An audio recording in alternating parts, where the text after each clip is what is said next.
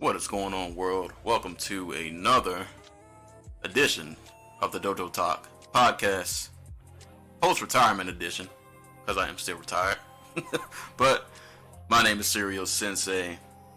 Haven't been here in a while. It's been a good little bit, but I gotta come back at least one time a year, even though I technically didn't do a podcast last year, but gotta come back at least one time a year to drop this top 20 favorite album list of 2021. This has been a tradition. I used to do it in blog form, and then once I started podcasting, I transferred it over to that. So I gotta keep the tradition going, man. Gotta come back and drop this list on y'all real quick. Little church announcements. I'm gonna try not to make this too long, but real quick before we get started, as always, man, shout outs to my co-host Antaku. Shout outs to him. If you want to follow me elsewhere, I'm on Twitter at Cerealsensei, on Twitch at Cerealsensei, also on IG at Cerealsensei if you still want to keep up with your boy. Speaking of my co-host Antaku, I ain't gonna get too much into it, but we said that there were a couple of fights we would come back for if they actually happened, and we would record a podcast. And it's looking like Tenshin versus Takaru is actually gonna be a thing. We're gonna hope and pray that it holds up. But if that happens, y'all will hear from us again this year in 2022. I think it's supposed to be around June. I think. Don't hold me to that. But yeah. So if that's the thing, we'll be back, and I'm really looking forward to that fight, and praying and hoping and wishing that fight stays together and they don't get injured or nothing crazy. But yeah, so not gonna try to keep y'all here too long. As always, this is my favorite 20 albums 2021. You might not like it, and that's fine. This ain't your list, but you can definitely drop your list in the comment section.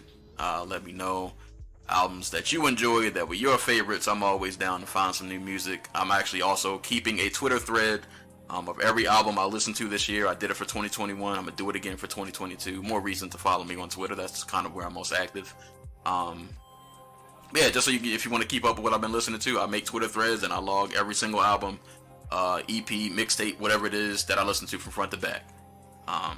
But that being said, we're gonna get into this list.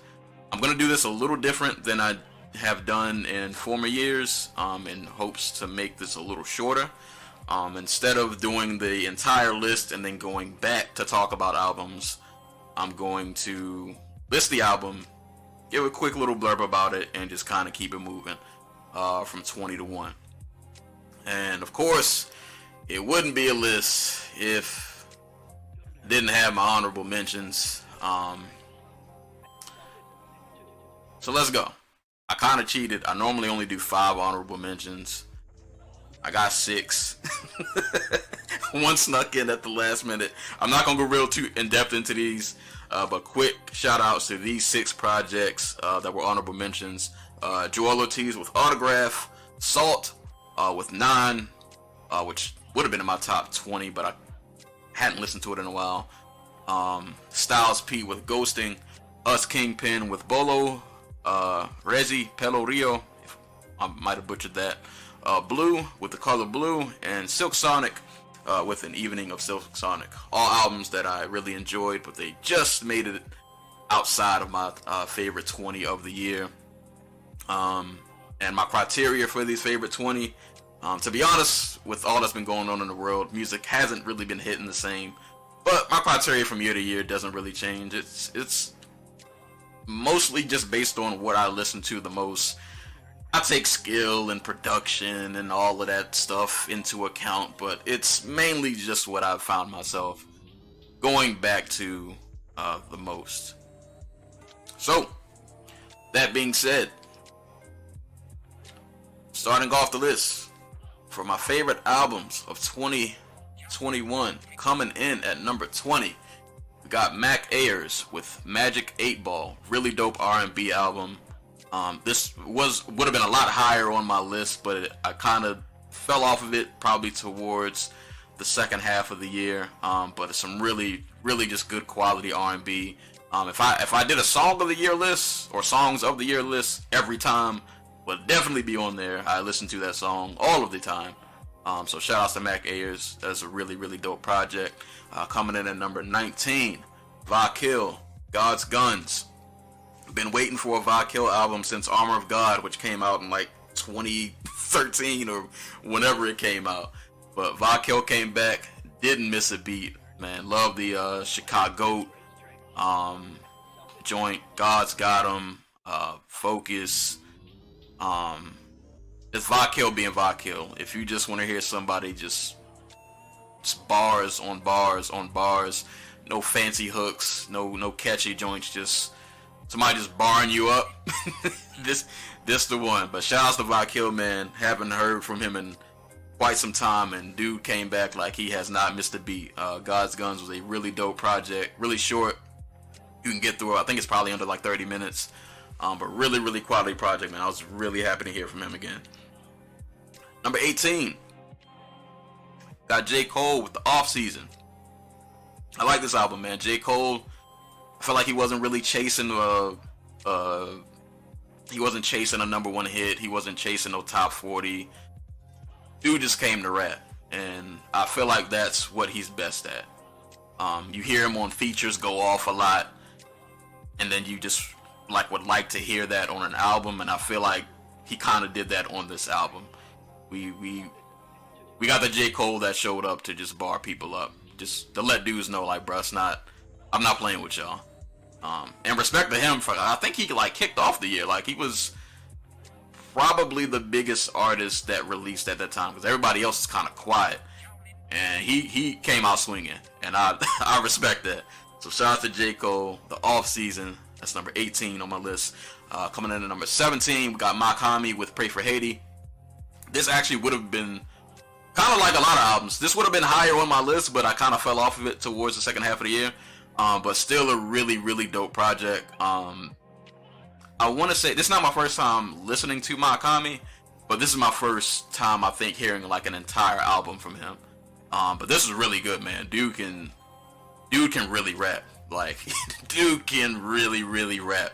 And if you know me, I enjoy lyricists, people who are nice with the pen. That is Makami down to a T. If you ain't heard of Makami, if you ain't listened to Pray for Haiti, go ahead, throw that joint on. Album's fire. Really fire. Salutes to Makami. Number 16, we got Taylor Banks with Hostis, Humani, Generis. Hostis, Humani, Generis. Hopefully I said that right. Probably butchered it. But Taylor Banks is a newer rapper that I've been listening to this year. I actually came across him via Twitter. Shout out to OG Nick Marsh. He actually, I think, was the one who put me onto him. He put out like 2 or 3 projects this year. The first album I'd ever listened to him was The Grotesque and the Beautiful, which I really enjoyed.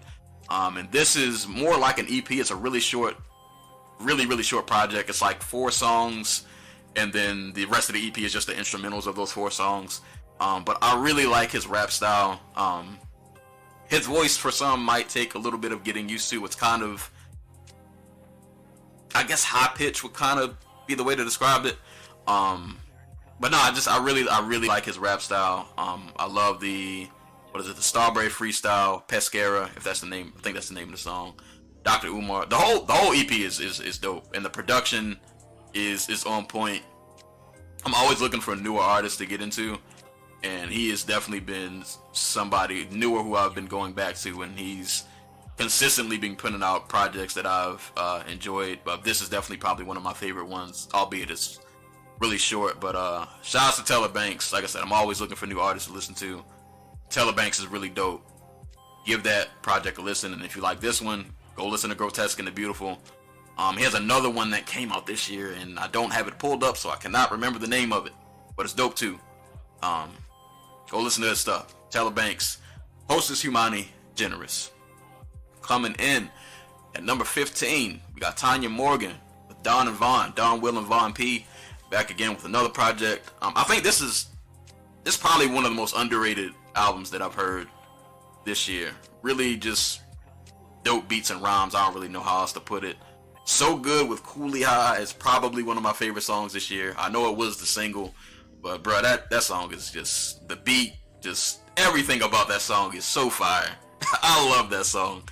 But nah, this was another joint that stayed in the rotation. I hope that vinyl's still available, because I need to go ahead and cop that. But shout outs to Don Will and Von P, also known as Tanya Morgan. Fire album. So that is Tanya Morgan with Don and Von. Coming in at number 14, we got Mick Jenkins with The Elephant in the Room. Mick Jenkins, always one of my favorite artists to hear from. Was elated to hear he was dropping an album. I love Mick, man. Just always thought-provoking, poignant lyrics. He gets straight to the point, but he's very just super poetic with his delivery. He has a way with words that I just really, really enjoy listening to. And this was no different. This is definitely up there with as one of his best projects. Is it the best? I'm not sure, but it's definitely up there. It is definitely up there. So if you ain't give that a listen, and shout out to the music, because music this year's been weird. So like, and I'm really just kind of doing this off the cuff. I have my list pulled up, and I ain't got no notes. I can't remember the single, but I really enjoyed the music video. I like that the music video is like just as artistic as the song. I just can't remember which song it was at the moment. But Mick Jenkins, Elephant in the Room, fire project. Shout outs to Mick Jenkins, one of the best lyricists in the game. Dope album. Give that a listen if you haven't. Coming in at number 13, we got Tall Black Guy with Airplane Mode. At one point, this was really high on my list. I'm talking top 5. This is actually an instrumental project. For the most part, I think there are a couple of tracks that got vocals. But Tall Black Guy, man, the man don't miss when it comes to production. And this is just another one of them tapes. Bro, just throw this on and just let it. Don't hit skip. Don't do nothing. Just let it go. Just let it go. Because this joint right here it's just one of them perfect albums that just throw on if you got some studying to do, if you got some cleaning to do, or if you just want to hear some just really dope instrumentals, something real good for the soul. Put on that Airplane Mode by Tall Black Guy and you will not be disappointed. Coming in at number 12, we have Pharaoh Munch. I guess you could also say this album would be under the name 13 because that's the name of the group. Magnificent Day for an Exorcism. Forgive me because I don't remember everybody that is in the group, so I have this listed as a Pharaoh Munch album. But nah, man, I'm always happy to hear from Pharaoh Munch. And when I heard that this album was gonna have like a more of a rock sound, I was really intrigued to hear how it would go. And I'm here to say that it is it is on point. It is very on point. I just feel like that rock style, those kind of instrumentals, and it's not like rock like Linkin Park, like rock rap. Like it has a real just dark, grungy. I don't know if even that's the right term, but it fits. It really fits.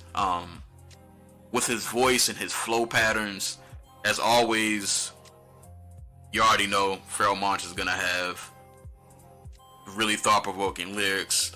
There's concepts, whole bunch of a lot going on with this album, but in a good way. It almost felt kind of like, to me, it almost felt kind of like a sequel to PTSD. I didn't look that up to see if it was, but I feel like these concepts are very, very, very, very close. So if you like PTSD, you probably would enjoy this. Just the sound is gonna take a little bit to get used to. And real quick, I had to pull it up. The group 13 is Pharaoh Munch, drummer Jack White, collaborator Daru Jones, and guitarist Marcus Machado from the band 13. So I wanted to give them their just due. But now this album's really, really dope. Really, really enjoyed it. Anything Pharaoh Munch does, I'm gonna listen to. So shout out to him. Pharaoh Munch, also the group 13, A Magnificent Day for an Exorcism. Coming in at number 11, Skyzoo, All the Brilliant Things. Skyzoo gonna Skyzoo, bro. The man is like one of the most consistent artists I've probably listened to in like the last decade. He's one of those dudes that if he puts out something, I'm just gonna listen to it because I pretty much know I'm gonna like it. And All the Brilliant Things was no different. Just dope beats and if you listen to Skyzoo, you know what you're gonna get, man. You're gonna get some dope beats. You're gonna get a little concept tied in here and there. I know he touches a lot on like gentrification and things like that with this album, but Skyzoo gonna Skyzoo, bro. Man is just, he's really great at what he does, and he just does it super consistently. So number 11, Skyzoo, All the Brilliant Things. Top 10. Number 10, favorite album of 2021. We're gonna go with KAAN, A Martyrs Reward. KAAN's another dude that just, his style's not for everybody. That real monotone, very minimal production, but the man's pen game is impeccable. I actually did pull up a line for this one. Cops got us under microscopes to make sure we see cells. Know my first vitamin was iron, but I just wanted to beat 12. Didn't dwell by the seashore, but was sure to see shells. To protect the clique, it's best to omit details. Bruh, this man is KAAN's is different, bro. KAAN's just is different, and he has this way, the way he just weaves words to describe just like life's struggles and obstacles. It's levels above everybody else, man. His way with words is crazy. it's just wild. He has some joints, man. I'ma need all that. Peace. Wishing, praying, and hoping. I like this album's really good. It's really, really good. I don't think it's my favorite KAAN album. I still think that's gonna be reserved for Orpheus and the Orpheus and the Sirens. I'm probably getting that wrong. I think that's the name of that album. But this is still just another super solid project that he has under his belt. So shout outs to KAAN. Martyrs Reward coming in at number 10. Coming in at number 9, we got KAAN with Sunset Crest Drive. Kind of like Teller Banks, KAAN is another newer artist that I started listening to this year. Actually last year. Man, if you look him up on Spotify, KAAN is KAAN. Dude has like 80,000 albums, and all the ones I've listened to are good. This might be my favorite one though. I think this is his most, I feel like, complete in terms of production, in terms of lyrics. I feel like everything on this one kind of came together. But that hustle joint, man, when that beat dropped, I love it. Love it. The hustle joint, what is it? Quieros, Correa. Bro, KAAN got some heat on this. He got some heat on this. Really good lyricist, does kind of the rapid fire style, but he's like actually saying something. A lot of people be rapping fast, but they don't really be talking about nothing. But nah, he's not that bad. Dude be rapping fast, but he's got definitely what's the word I'm looking for? I was gonna say concepts, but that's not what I'm thinking of. Content, good content in the bars and in the delivery. Lyrics can be a little cynical at times, but I like it, man. Really, really, really talented artist. Shout outs to Dead End Hip Hop, the Dead End 365. I know they reviewed one of his albums, and this is a dude who I feel like definitely needs to be talked about more. And he's a guy that if you like one of his projects, just go look him up on Spotify or anywhere his music's available, because dude has like 20, 30 albums, and most of them, ones I've heard, they're all good. And this is just one of the ones he did this year. He put out like 3 or 4 albums this year, but this one is definitely my favorite. So number 9, KAAN, Sunset Crest Drive. Number 8, we're gonna go with Cautious Clay with Deadpan Love. I really, really enjoy this guy's music. He is somebody who I would say to this date I don't think he's put out a song that I don't like. I'm trying to think of how to describe his style, because it's, I guess, alternative. It's like alternative R&B. It can be a little popish at times, but I think dude is a amazing songwriter. Vocals are really powerful. Like you can definitely feel the emotion in the songs. Roots is probably, that might be my favorite song this year. It might be. It's up there. It's up there. Cautious Clay, another artist. Last year, the artist that I talked about a lot that I felt like more people needed to listen to was Orion Sun, and I still feel that way. Listen to her song Concrete if you haven't. Cautious Clay is kind of that guy for this year for me. Like I feel like more people should know who this dude is. But yeah, nah, man. Roots, Spinner, Artificial Irrelevance, Shook, Karma and Friends. Bro, this whole album is just dope. It's really good. It's really, really good. So if you want some, I wonder what do they classify him as. I'm actually going to do this in real time. What do they classify his music as? Oh, it doesn't say. But it's definitely in that R&B-ish alternative kind of lane. Alright, they haven't classified as R&B and hip hop. You know what? I ain't gonna argue. We ain't got time. I ain't gonna argue. But just give him a look, man. Cautious Clay, Deadpan Love, really, really, really fire album. Would have been higher on my list, but like all of these albums in my top 10, I thoroughly enjoyed, so I kind of had to just keep this at number 8. But moving along, number 7, Little Simz. Sometimes I might be introvert. Funny thing is, and I'll admit, the first time I listened to this, I don't think I was really in the mood for it, and it just kind of didn't really click with me. Like, I liked it, but I was like, it's alright. Left it alone, went about my day. Came back a couple days later, put it on. I was like, oh, okay. Alright, I see what you did here. Production on this album, insanity. Like, this album just sounds so grand and big, and you can tell a lot of work just went into the music of this album. And I forgot the name of her producer who produced this album, but whoever that is doing a phenomenal job. And this album is very, very personal, very introspective, triumphant. Little Simz definitely, bared her soul, so to speak, on this album over just some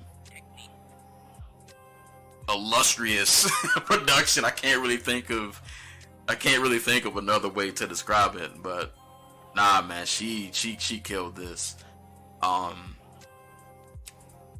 will say I kind of like this. This isn't my favorite Little Simz project. I like Gray Area better, only because I like the type of production that she did with Gray Area. That it was a little more rugged. It was a little more rough, kind of in your face. And this is, like I said, this production is real, just elegant and just super, just musical. And it's I would imagine that this probably sounds amazing live. But I like the Gray Area sound better. But I still can't deny this. Like, this is just a very, very, very well crafted, just musical experience altogether. And Little Simz, another artist that pretty much everything I've heard from her, every project I've listened to, I've thoroughly enjoyed. So if you've never listened to Little Simz, give her a listen. not just one of the best artists out of the UK. She's one of the best artists, period, man. She is really, really dope. So number 7, Little Simz, Sometimes I Might Be Introvert. Number 6, we're going to go with Larange and Namir Blade with Imaginary Everything. This actually was my number 1 or probably number 2 album until number 2, 1, and 3 came out. But I was not familiar with Namir Blade before this. I have to look more into his music, but Larange is one of my favorite producers, so I had to give this a listen. This album's really, really, really dope. I like Namir Blade. I like his kind of whimsical, lyrical approach to a lot of these songs.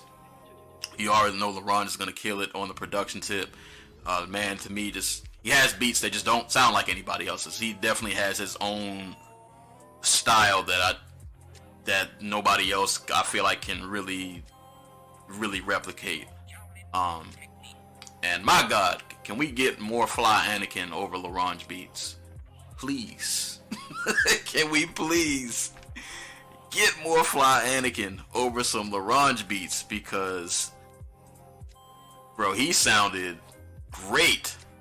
He sounded amazing over man, what was I gotta pull this joint up. Gassed Up. He sounded amazing over that.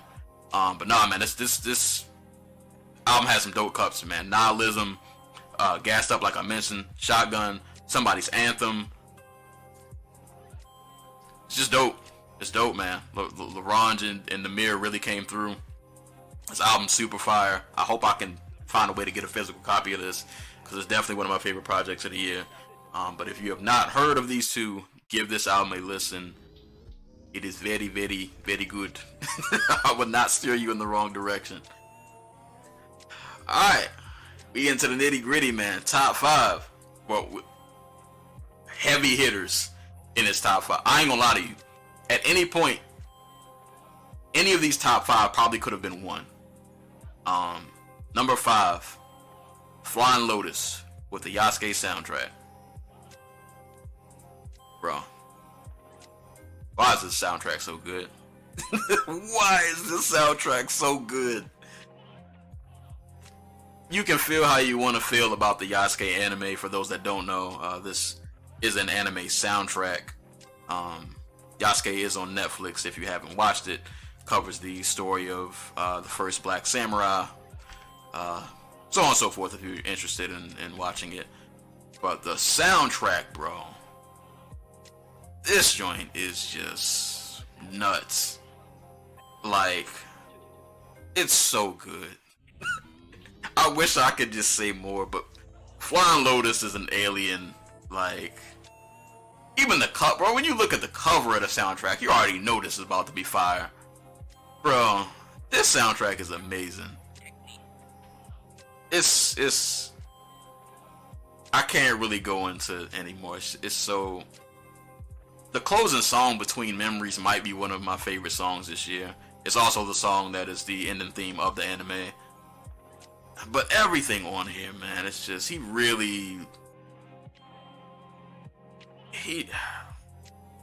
let this man do every anime soundtrack, bro. I wish I could give y'all more like descriptions, but this soundtrack is just, you know, if you know Flying Lotus, you just know the man is just a production, just like wizard, bro. He doesn't miss, and this, from start to finish, is just magical. Like, this is an amazing project. I am so happy that I was able to get a vinyl copy of this, because this joint right here, bro, this joint is different. It is different. I'm running out of words to really describe it. Flying Lotus, the Yasuke soundtrack. Give that joint a listen. Mostly an instrumental soundtrack. There are a couple of tracks with vocals, but it's mostly instrumentals. But it is amazing, amazing, amazing music. Keeping the instrumental theme going. This year is so long that I forgot this album came out this year until I went back and looked it up. Coming in at number 4, man, Madlib with Sound Ancestors. Just like Flying Lotus, boy, Madlib, Alien. The instrumentals on this are just... Sometimes I just be wanting to like pick people's brains. Like, how'd you do this? What happened? How'd you figure this out? Cause bro, this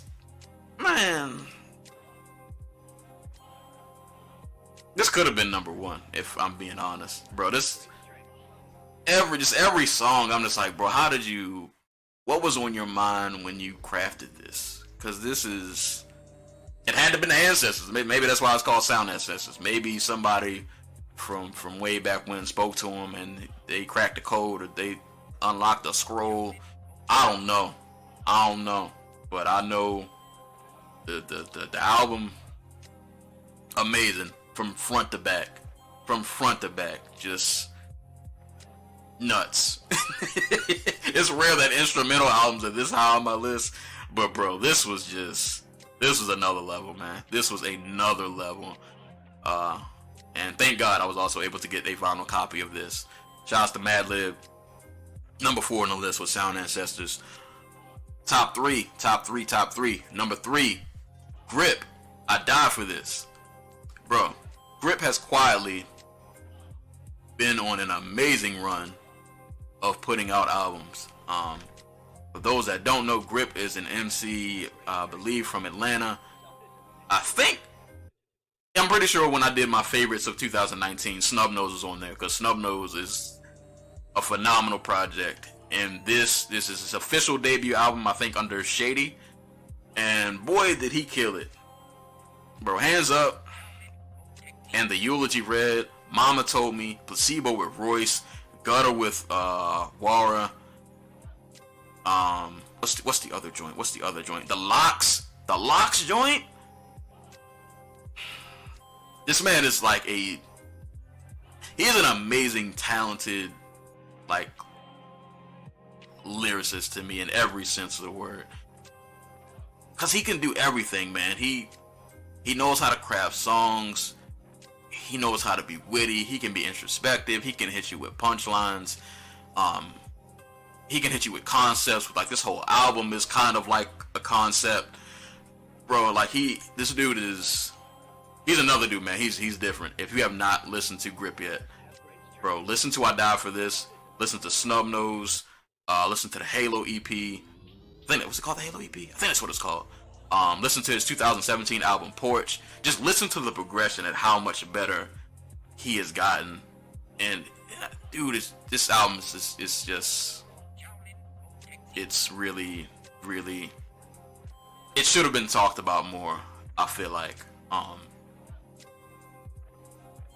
Bro, if you see any top hip-hop album of the year list and this ain't on there, that list is wrong. I am telling you, the list is invalid. There aren't many rappers that put out a better album than this year. I promise you there aren't. If we take it in terms of the total package, in terms of concepts, production, lyricism, delivery, everything, there's nothing this album doesn't do well. So shouts to Grip. Album's amazing. Keep doing what you're doing.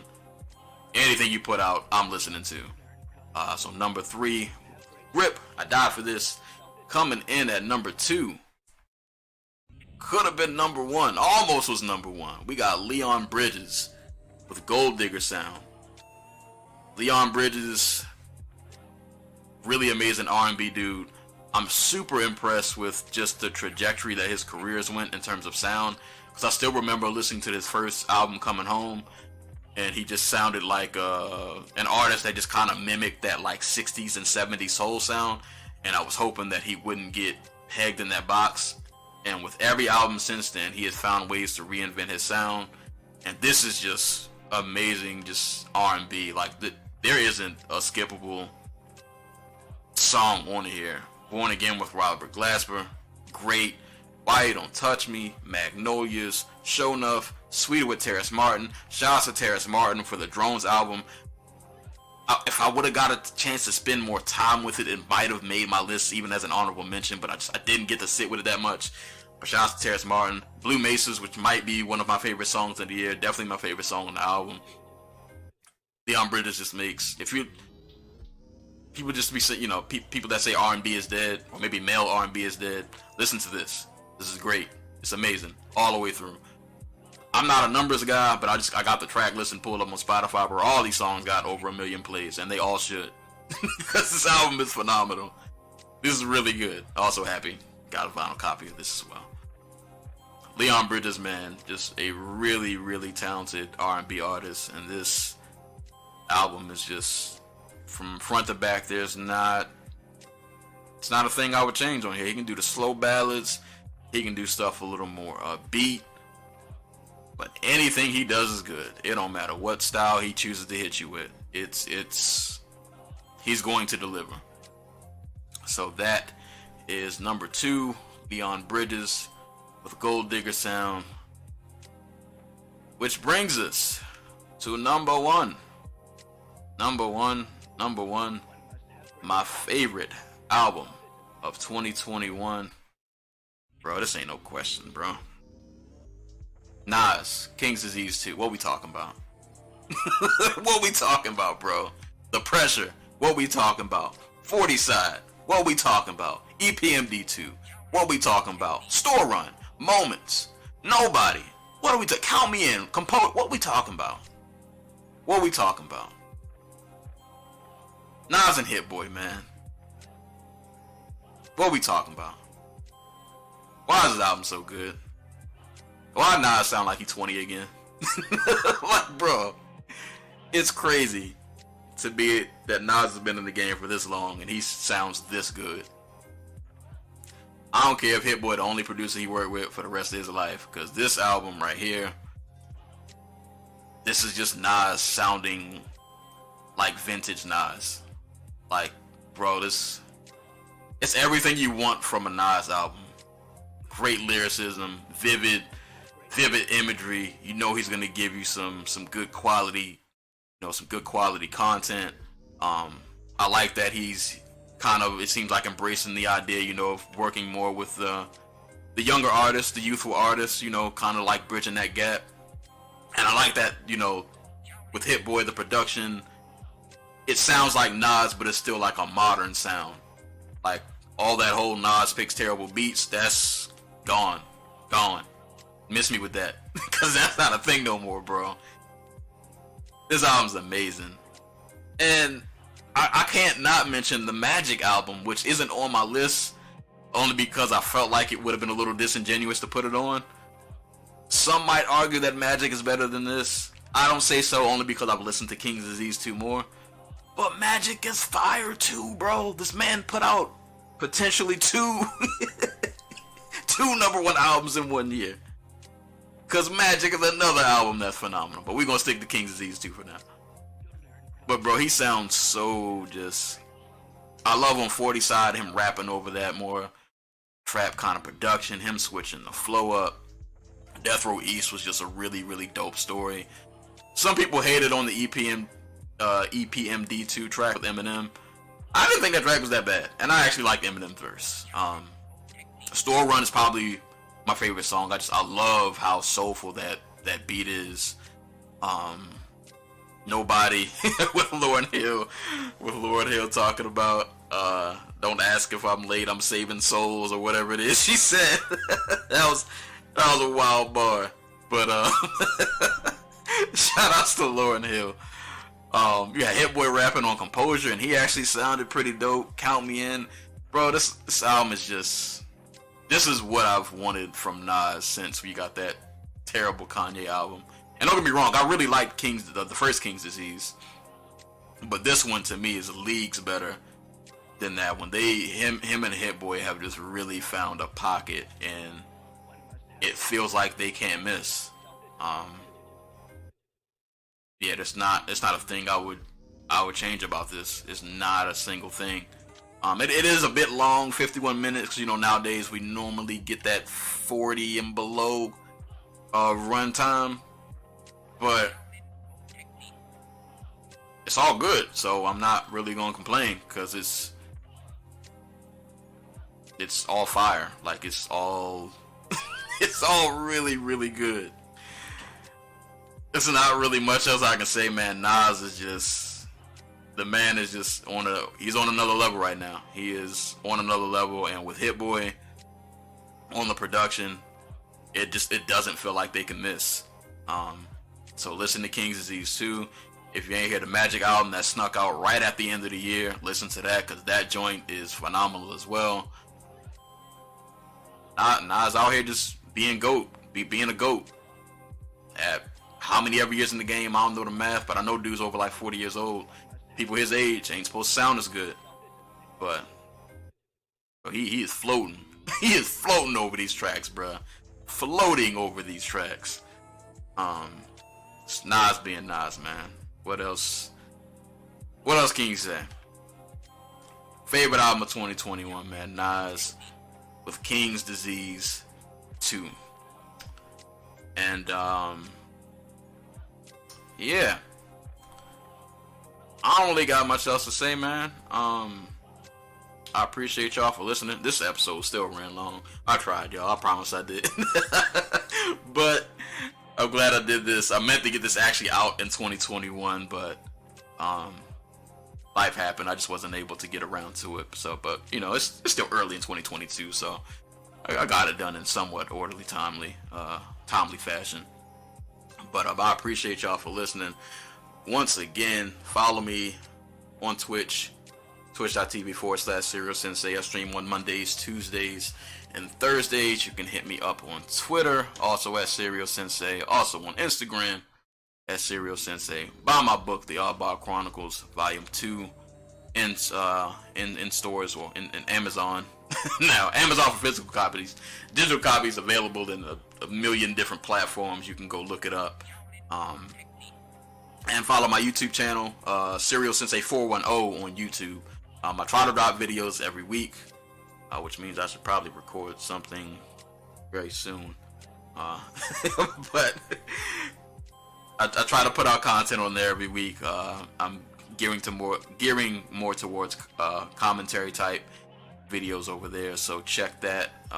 Check the YouTube out if you haven't. And yeah. And like I said earlier, man, the Dojo Talk podcast for all my fight fans. When that Takaru tension happened, if it happened, you know, Anti-Cool gonna be back. Gonna be bike. Talking about them fisticuffs. Look out for it. Be a couple months from now, but as long as the combat guys don't pull a fast one on us, we should have it. But yeah, that's all I got for today, man. My name is Cerealsensei. These have been my favorite 20 albums of 2021. Once again, drop your list in the comments. Let me know what y'all been listening to. Would love to hear from you. And that is all I got. Y'all be safe. Hope New Year's treated you well. Wear a mask.